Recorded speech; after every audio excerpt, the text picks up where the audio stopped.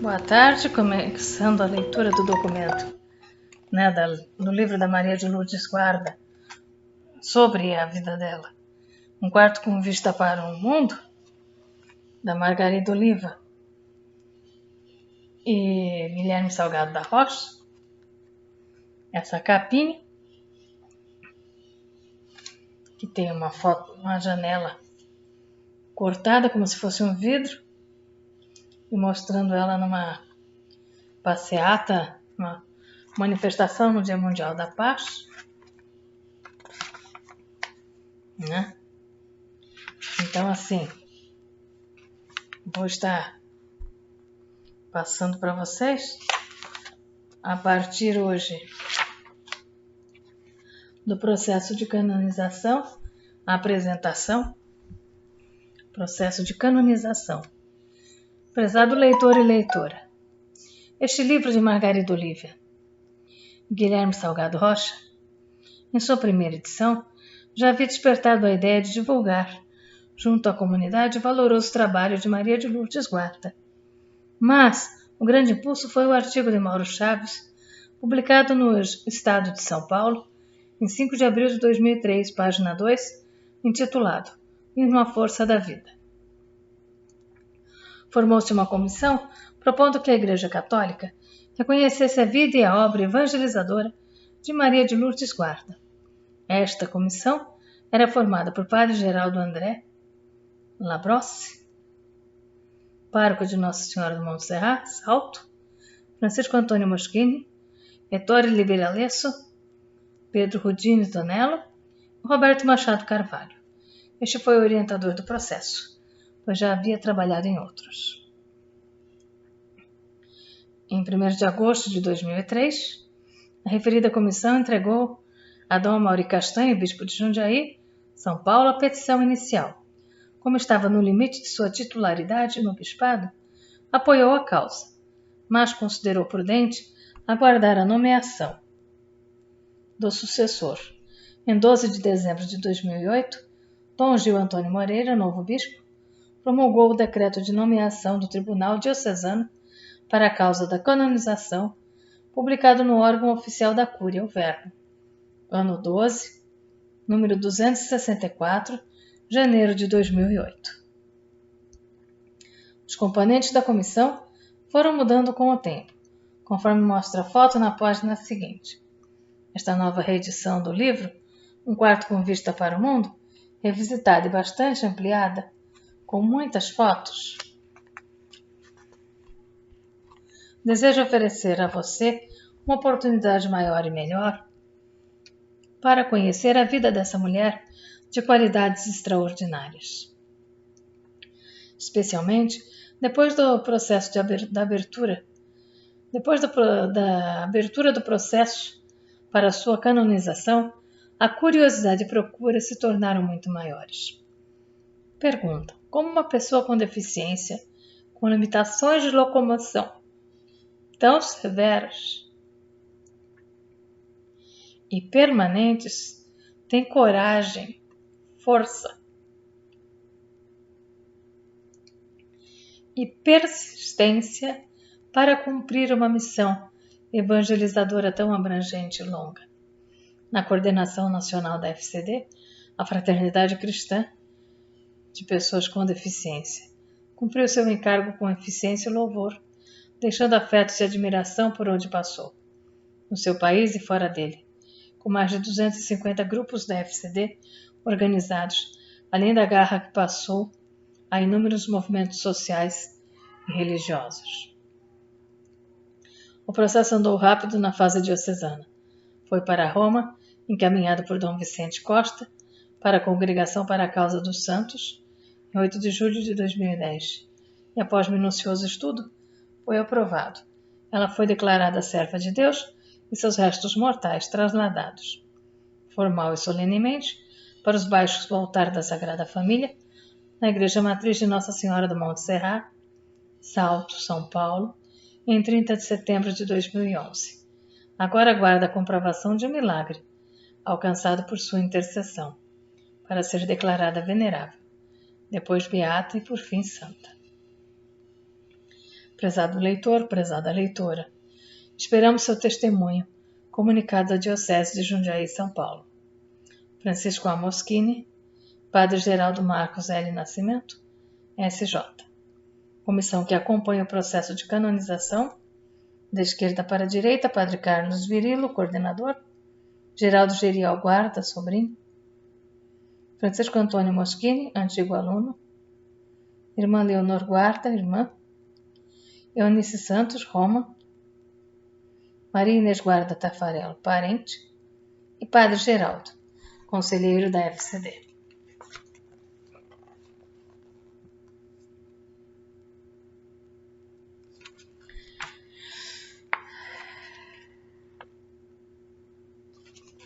Chama de amor e de esperança. O Hospital Humberto Primo de São Paulo entrou em crise. As maiores autoridades, as pessoas mais influentes, haviam prometido apoio e garantia para a continuidade de uma obra que irradiava esperança desde o começo do século. Fui chamado a intervir na última hora. Quando lá cheguei, me levaram a um dos últimos andares, onde jazia uma paciente muito querida, chamada Maria de Lourdes Guarda. Entrei. Uns 10 jovens recebiam aulas de todas as matérias e me informaram que aqui se aprende com a inteligência e o coração. Ninguém desanimava. Novos encontros nas celebrações da Catedral Metropolitana, por ocasião dos mais graves acontecimentos da cidade e do Brasil. Lá estava de novo, transportada em maca, nossa querida Lourdes, em quem eu traçava uma cruz na testa e recebia como recompensa a coragem e a esperança de lutar por pobres e perseguidos. Mais me impressionou o fato de ser chamado durante a Assembleia dos Bispos em Itaici. Lourdes estava lá, acompanhada de outras pessoas com deficiência, para dar força e solidariedade aos bispos de todo o Brasil. Nova cruz, novo amor, nova esperança, e os espaços da caridade se alargavam por todo o Brasil.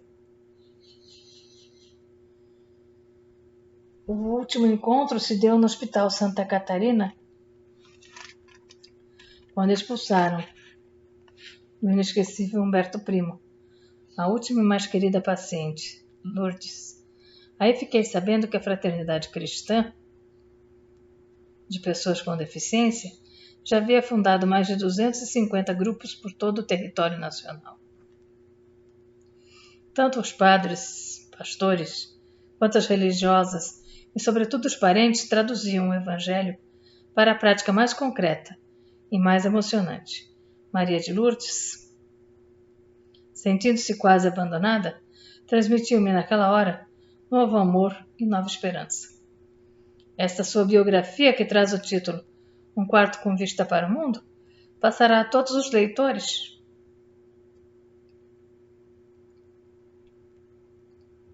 Verdadeira onda de solidariedade e esperança para todo o Brasil. Se a lermos com o dom da empatia, colheremos os frutos mais preciosos do Evangelho de Jesus Cristo, que foi inspiração e garantia de vida eterna para Lourdes e para todos aqueles e aquelas que ela hoje protege lá do céu.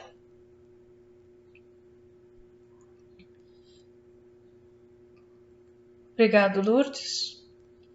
Paulo Evaristo, Cardeal Arnes, Arcebispo Emérito de São Paulo.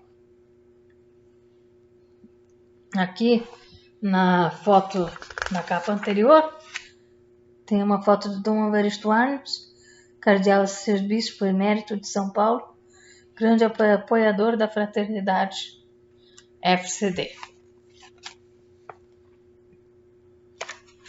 E nessa página que eu acabei de ler, Dom Helder Câmara e Dom Paulo Evaristo Arnes em Itaici, São Paulo, na Assembleia, junto com a Lourdes.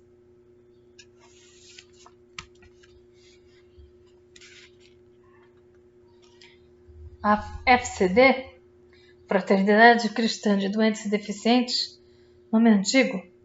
No ano de 2001, um comitê intercontinental, na cidade de Wiesbaden, Alemanha, levantou a questão da mudança oficial de seu nome, que passou a ser, para a sintonia com os novos tempos, Fraternidade Cristã de Pessoas com Deficiência. E a confirmação dessa mudança aconteceu em outro comitê intercontinental, Madrid, Espanha, no ano de 2005. Prefácio. Prefaciar este livro sobre a vida de Maria de Lourdes Guarda não foi coisa simples. Apesar dos 19 anos durante os quais Lourdes e eu trabalhamos juntos.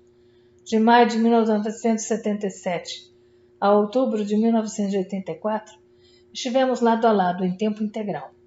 Primeiro na fundação dos Núcleos da Fraternidade Cristã de Pessoas com Deficiência, FCD, na cidade de São Paulo. Depois passamos a viajar de Kombi, espalhando o movimento pelo estado.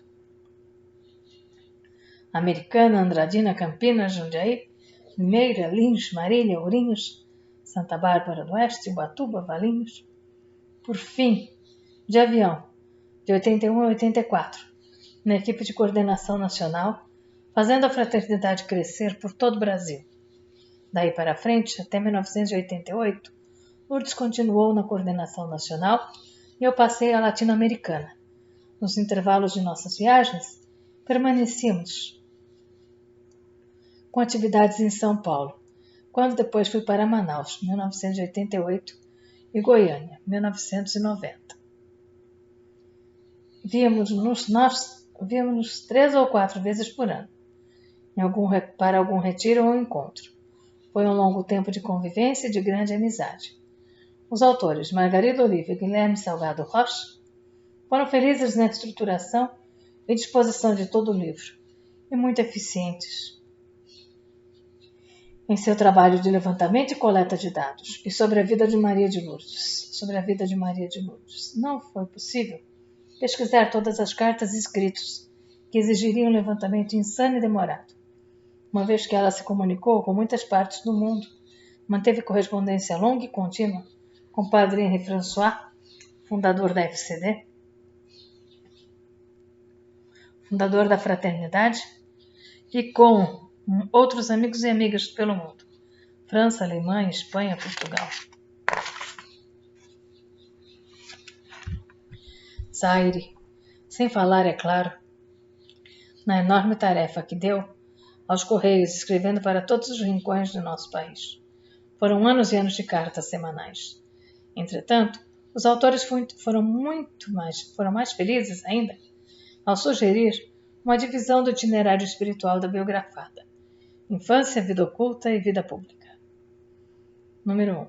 Partiram de uma Lourdes lutando pela reabilitação física e resignadamente interpretando tudo como vontade de Deus, dores atrozes, sofrimento sem fim, doença, perda do pé, parte inferior da perna, por fim amputação acima do joelho direito, atrofia total da outra perna, extração dos ossos dos quadris, sonda vaginal permanente, parafusos na coluna, canaleta de gesso, também permanente nas costas, da altura do pescoço até o joelho, gaiola de madeira, constante sobre as pernas, para evitar que o lençol tocasse diretamente o corpo, dificultando a débil circulação sanguínea. Separação da família e confinamento, quase total por 30 anos, no quarto do hospital. Estou procurando me conformar com o que mais ele quer que eu sofra. É tanta coisa que vem para a gente num só tempo que dá para desanimar. Nosso Senhor às vezes quer tudo. Está contribuindo para que eu me desapegue desta terra. Aqui tem uma foto dela.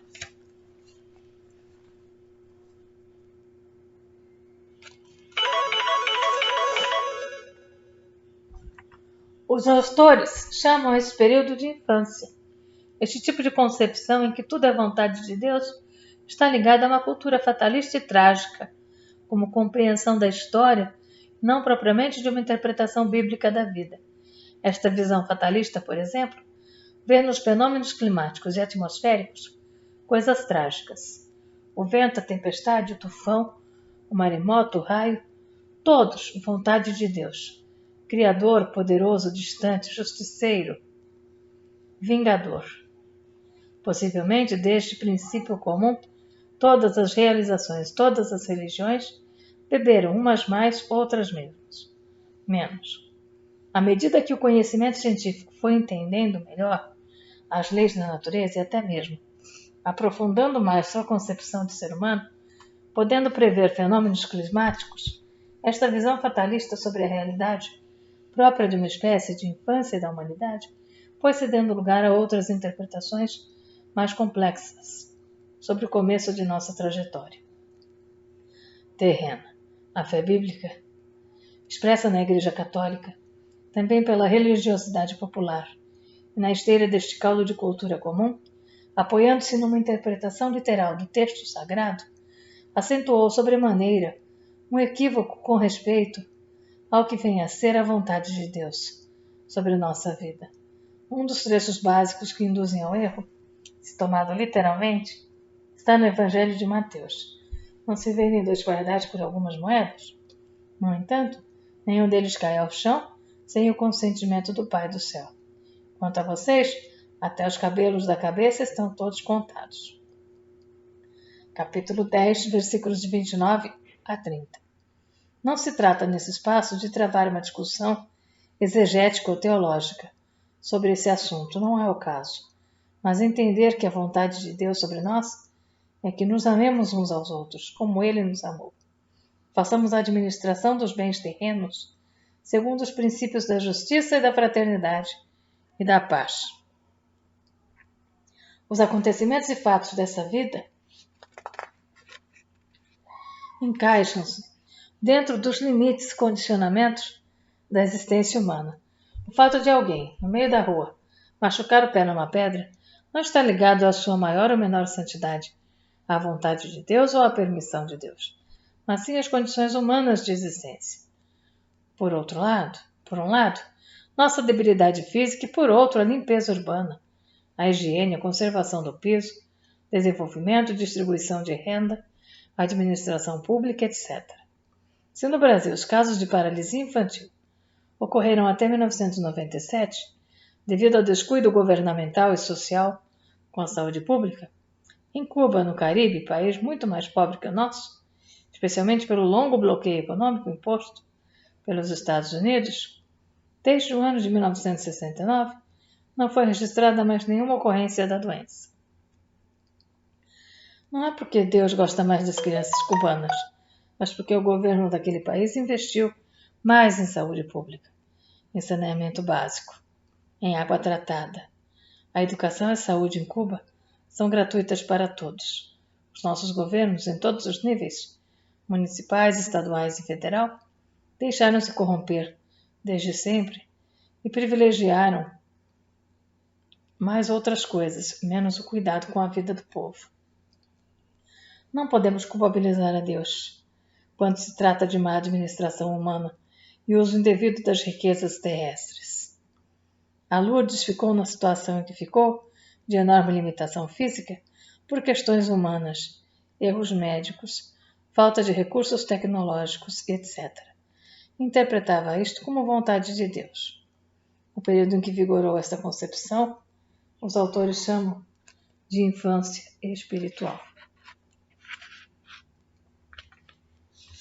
Número 2. No segundo período, ela deixou de se preocupar tanto com as intervenções médicas das quais tomou de salutar precaução e se dedicou a servir aos outros, àqueles que se aproximavam dela. Deixou de investir tempo em ir atrás da recuperação física. Aceitou a situação, passou a trabalhar para ganhar o próprio sustento e atender e consolar as pessoas que a procuravam. Viveu muito tempo nessa vida oculta, mais de 20 anos, bordando e dando ânimos a todos. Foram verdadeiros exercícios espirituais, se quisermos ver sob o prisma de Santo Inácio de Loyola. Foi um real exercício da preparação espiritual para a vida pública, que viria depois dura, exigente, silenciosa, dioturna, perseverante. Durante esta longa hibernação, ela aprendeu a não ter nenhum tipo de preconceito humano, nem para consigo nem para com os outros. Acolhia a todos do modo mais completo, carinhoso e absoluto. Desenvolveu uma sensibilidade enorme para com a dor e o sofrimento alheios. Poderia ter se fechado em si mesma, amargando puro rancor contra Deus e o mundo. No entanto, se dobrava e desdobrava no altar de seu leito para suavizar o peso de seus próximos, que eram muitas e muitos. Número 3. No terceiro estágio de sua vida espiritual, madura de coração e de alma, ela saiu em busca de quem servir. Já não se contentou que batessem à sua porta, mas enfrentou o mundo, os caminhos e as distâncias, as pessoas avessas às dificuldades brutais e os custos elevados renderam-se à sua frente. A fraternidade cristã de pessoas com deficiência foi sua causa, sua bandeira, e quem ela deu a vida. Por 19 anos, ela não me deu esforços, suor ou lágrimas. O Brasil foi seu palco, do extremo do Pará aos confins do Rio Grande do Sul. Dos fundos do Mato Grosso, a mais extrema praia a leste, bico último da Paraíba. Experimentou de tudo, menos o pecado. Hebreus capítulo 4, versículo 15. Pois jamais deixou de servir a quem quer que seja. Banhou-se nas águas de límpido rio da Chapada dos Guimarães, Mato Grosso. Atravessou de ponta a ponta o Pantanal mato-grossense. Experimentou a praia no interior paraibano.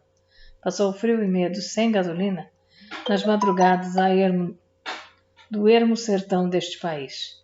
Curtiu horas de solidão no quarto, noite adentro, esquecido em cima da comadre, enquanto o acompanhante dormia numa breve visita à capela do hospital. De penitenciárias a colunas de rancenianos, de favelas a acampamentos de sem terra, MST, de campos de futebol para ver seu time favorito, São Paulo, a cinemas e sorveterias, de shows de Roberto Carlos, a passeatas de protestos nas avenidas movimentadas de San José da Costa Rica, na América Central, de celebrações diminutas na casa de um abandonado físico, a concentrações de Corpus Christi monumentais de 100.000 pessoas, 400 padres, 12 bispos e o cardeal Dom Paulo Evaristo, na Praça da Sé, São Paulo. Ela foi a tudo. Visitou, deu força, apoiou o que pôde, sem limites. Vida pública, totalmente pública, entregue, de quem não podia dar um passo sequer. Não podia alcançar sozinha um único copo de água que estivesse na mesa ao lado. Nela se manifestou cabal e literalmente a grande força de Deus, que se revela na suprema fraqueza humana. 2 Coríntios, capítulo 12, versículos de 9 a 10. Teve certeza absoluta do enorme amor que Jesus tinha por ela. Esta biografia de vocês tem em mãos de uma mulher forte e alegre, que se entregou pelos irmãos e irmãs, pois no dizer dela mesma, nenhuma deficiência atrapalha a vida. Bom proveito. Padre Geraldo Marcos Labarrere Nascimento, SJ. Eu termino por aqui. Hoje, amanhã eu leio Tudo Está Consumado.